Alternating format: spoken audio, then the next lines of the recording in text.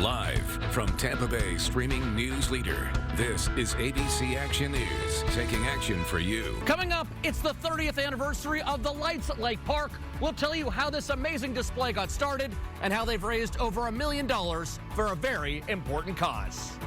All new at 3, what started out with just a few houses back in 1993 has turned into this. You're looking at a 3-mile stretch of holiday light displays in every single yard. This December marks the 30th anniversary of the lights of Lake Park. ABC Action News reporter Robert Boyd has more on the history of this magical Christmas neighborhood.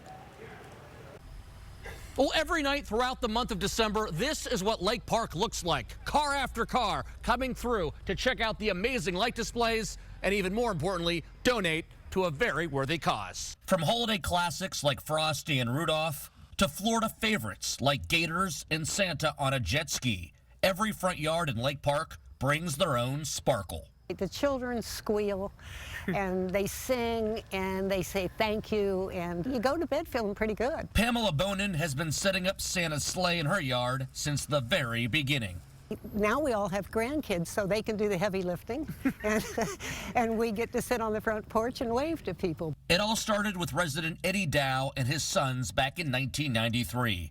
Eddie's wife Ruby was dying of cancer, but she was able to spend her final Christmas at home thanks to Suncoast Hospice. He was so moved, not only by the care that she received, but by their ongoing generosity, that he wanted to do something in return. So Eddie encouraged his neighbors to decorate and then ask visitors for donations to go to the nonprofit.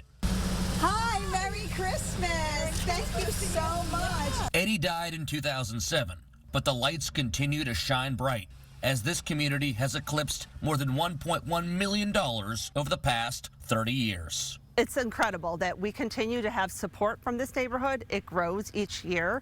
The generosity of this community allows us to provide care and services to patients. Families travel from across Tampa Bay and sometimes even further. You're from Illinois, so see that from Illinois down here. What would Eddie say looking down on the neighborhood, knowing that you continue this tradition all these years later?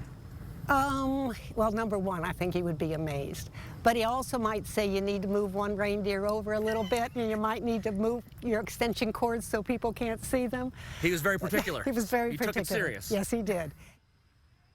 The man knew what he liked, what he wanted. Our Robert Boyd joining us now. Incredible story. Absolutely incredible. The question is, all right, so if I'm living in this neighborhood, do I have to make sure that I'm decorated? Vanessa, there's not a written rule. You know, you won't get a fine or a penalty like an HOA type thing. You just get a side eye. However, these neighbors don't mind peer pressuring you. Yeah. But it's kind of like if you can't beat them, join them. But most residents, once they move in, first of all, they find out there's going to be traffic going past their house every night of December, no matter what. So they might as well decorate. But when they hear about the tradition and how Eddie started this as a tribute to his wife, and the money goes to Suncoast Hospice, over $1 million they've raised. That's incredible. In 30 years. People, once they find about this history, they can't wait to join in. And you can do whatever you want in your yard. You can go the Grinch, you can go Santa, you can do electric lights synchronized to music.